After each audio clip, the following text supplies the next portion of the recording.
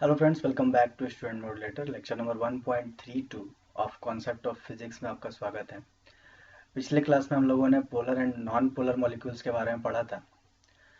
उसी के बाद एक नया टॉपिक आता है डाइलेक्ट्रिक्स, और डाइलेक्ट्रिक्स से रिलेटेड हम कुछ प्रॉपर्टीज पढ़ेंगे, इसके पोलराइजेशन और डाइलेक्ट्रिक स्ट्रेंथ।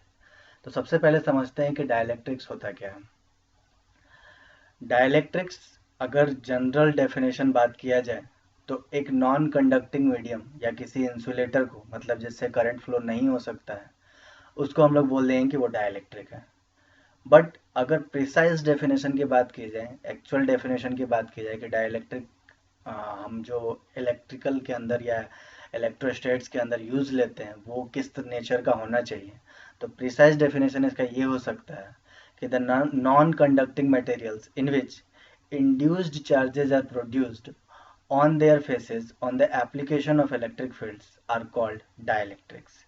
बेसिकली ये समझना है, डाइलेक्ट्रिक तो नॉन कंडक्टिंग होता ही है, ये तो बात क्लियर है। मतलब इंसुलेटर की बात की जाए जिसमें कि करंट फ्लो ना हो सके, that will be dielectric. But dielectric का एक और प्रॉपर्टी जो है वो यूजफुल है, और वो प्रॉपर्टी होगा तभी हम उसको डाइलेक्ट्रिक बोलेंगे, और वो ये है कि इलेक्ट्रिक फील्ड अप्लाई करने पर या किसी इलेक्ट्रिक फील्ड में उस डाइलेक्ट्रिक को रखने पर उसमें चार्ज इंड्यूस किया जा सकता है या नहीं। अगर उसके सरफेस पे चार्ज इंड्यूस किया जा सकता है तो हम उस मटेरियल को डाइलेक्ट्रिक मटेरियल बोलेंगे। अदरवाइज अगर चार्ज इंड्यूस नहीं किया जा सकता है then we can not call it dielectric. ठीक है, तो एग्जांपल देख लेते हैं डाइलेक्ट्रिक्स का। Air, H2, glass, mica, paraffin, wax, transformer oil etcetera, ये सब डाइलेक्ट्रिक्स हैं।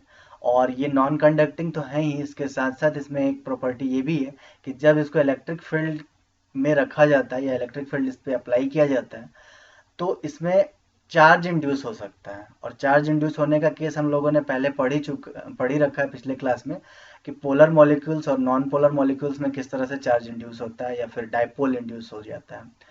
तो उसी को कंटिन्यू करेंगे हम लोग। और डाइलेक्ट्रिक्स के बारे में एक चीज ये भी क्लियर कर लेना चाहिए कि डाइलेक्ट्रिक पोलर नेचर का भी हो सकता है और नॉन पोलर नेचर का भी हो सकता है। मतलब पहले से भी हो सकता है कि उसमें डाइपोल क्रिएटेड हो, यानी पॉजिटिव चार्ज का सेंटर और नेगेटिव चार्ज का सेंटर पहले से ही सेपरेट हो और एक डाइपोल क्रिएटेड हो, जो हम लोग पिछले क्लास में पढ़ चुके हैं। और डाइलेक्ट्रिक जो है नॉन पोलर नेचर का भी हो सकता है, मतलब पहले से डाइपोल क्रिएटेड नहीं होंगे और जब हम इलेक्ट्रिक फील्ड अप्लाई करेंगे तब डाइपोल क्रिएट होंगे। तो उसी तरह का कुछ एग्जांपल लेते हैं, पोलराइजेशन ऑफ डाइलेक्ट्रिक्स। ठीक है, तो जब नॉन पोलर रहता है, जैसे हम लोग पिछले क्लास में पढ़ चुके हैं, फिर से एक बार रिकैप देख लेते हैं उसका। जब पोलर रहता है तब पोलराइज करते हैं तो उसमें क्या होता है, अलाइनमेंट हो जाता है, बट इट वाज पोलर, तो पोलराइजेशन इसकी जरूरत नहीं है। लेकिन जब हम लोग नॉन पोलर की बात करते हैं जिसमें कि पोलराइज्ड है ही नहीं, मतलब पोल्स डाइपोल्स अवेलेबल ही नहीं है, तो वहां पर पोलराइजेशन का बेसिकली मतलब यही होगा कि नॉन पोलर मॉलिक्यूल्स में हम लोग इलेक्ट्रिक फील्ड अप्लाई करेंगे तो पॉजिटिव सेंटर्स और नेगेटिव सेंटर्स सेपरेट हो जाते हैं। ठीक है, इफेक्टिव सेंटर जो है उनका सेपरेट हो जाता है। तो वही चीज यहाँ पर कर रहे हैं हम लोग कि नॉन पोलर डाइलेक्ट्रिक स्लैब को लेंगे, क्योंकि हम लोग पोलराइजेशन ऑफ डाइलेक्ट्रिक्स की बात कर रहे हैं। तो नॉन पोलर डाइलेक्ट्रिक्स स्लैब को लिया हमने और उसके ऊपर इलेक्ट्रिक फील्ड अप्लाई कर रहे हैं। ठीक है, non-polar dielectric slab is subjected to an electric field. Dipoles are induced due to separation of effective positive and negative centers। यहाँ देख सकते हैं आप, डाइपोल्स फॉर्म हो चुके हैं इस स्लैब को जैसे ही हम लोग किसी इलेक्ट्रिक फील्ड के अंदर रखते हैं। तो इसी तरह से हम लोग पोलराइज करते हैं किसी भी डाइलेक्ट्रिक को। अब हुआ ऐसा कि पहले जो हम लोगों का इलेक्ट्रिक फील्ड था वो इस एरिया में ई नॉट था। जब तक हम लोगों ने ये डाइलेक्ट्रिक इंड्यूस नहीं किया था तब तक इस दोनों प्लेट्स के बीच में जो इलेक्ट्रिक फील्ड था वो ई नॉट था। जैसे ही हम लोगों ने इस डाइलेक्ट्रिक को इंड्यूस कर दिया तो उसके कारण से क्या हुआ, इस डाइलेक्ट्रिक में डाइपोल्स इंड्यूस्ड हो गए, और डाइपोल्स हो गए इंड्यूस तो उसके कारण से पॉजिटिव और नेगेटिव चार्ज का आप देख सकते हैं कि सेपरेशन है।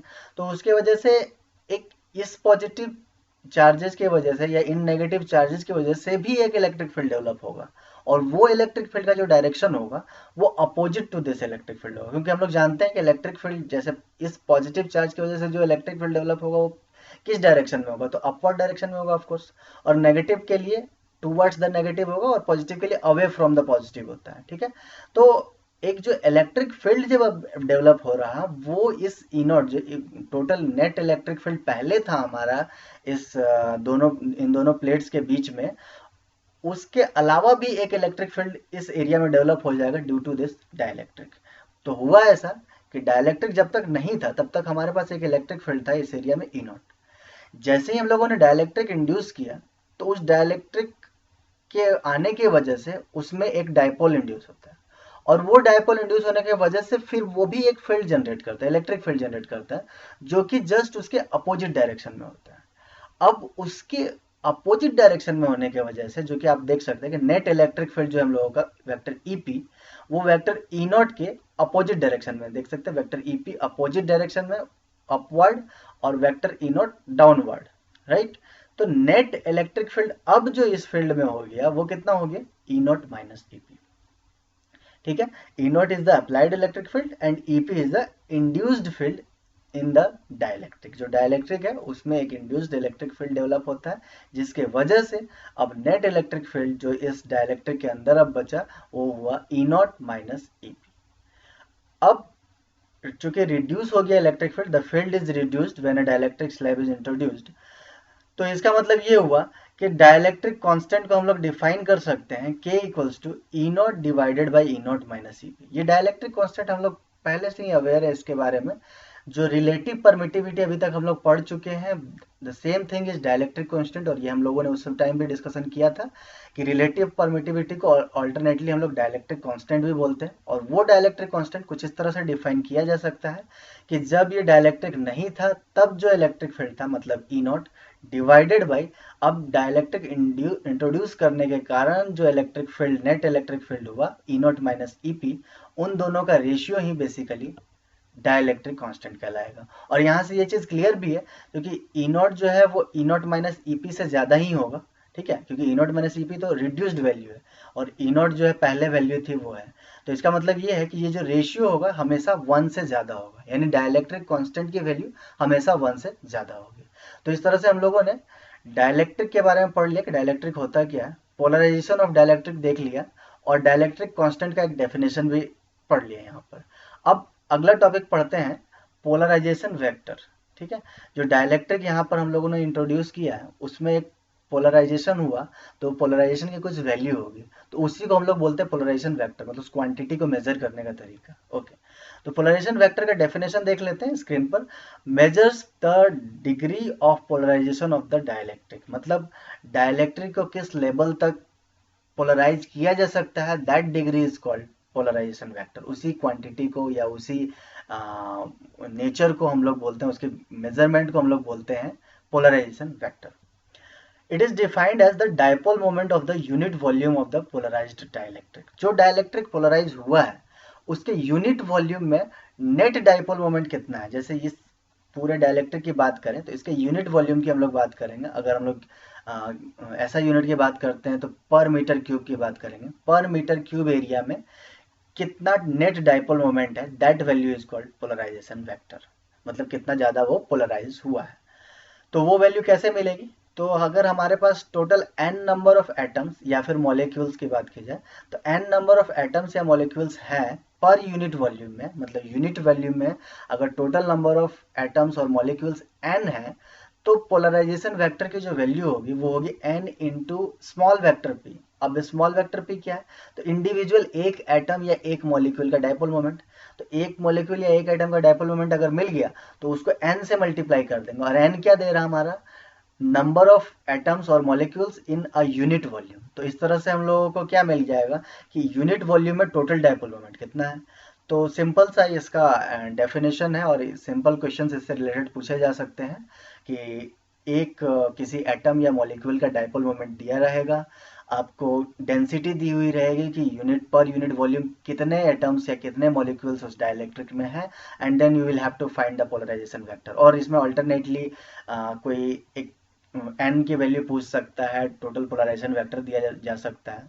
तो इस तरह से कुछ चेंजेस किए जा सकते हैं इस क्वेश्चन में, बट पोलराइजेशन वेक्टर का मेन थीम यही है कि यूनिट वॉल्यूम में टोटल डाइपोल मोमेंट कितना है उसको हम लोग पोलराइजेशन वेक्टर बोलते हैं। निकालने के लिए हम लोग क्या करते हैं, नंबर ऑफ एटम्स और molecules per unit volume decide कर लेते हैं कितना है, और एक मॉलिक्यूल या एक एटम का हम लोग डायपोल मोमेंट निकाल लेते हैं और दोनों को मल्टीप्लाई करने पर हम लोगों को मिल जाता है कि नेट पोलराइजेशन वेक्टर कितना है। अब ऐसा यूनिट क्या होगा, तो जो ऐसा यूनिट डायपोल मोमेंट का होता है वही ऐसा यूनिट पोलराइजेशन वेक्टर का होगा, बट इसमें ध्यान देना है कि हम लोग वॉल्यूम से इसमें डिवाइड दे रहे हैं, ठीक है।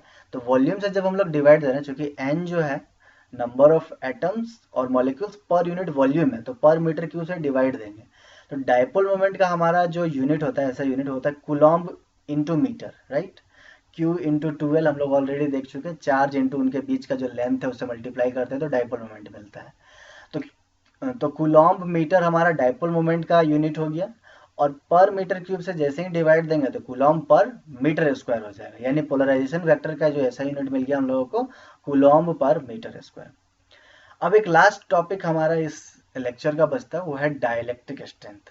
तो डाइलेक्ट्रिक स्ट्रेंथ क्या होता है?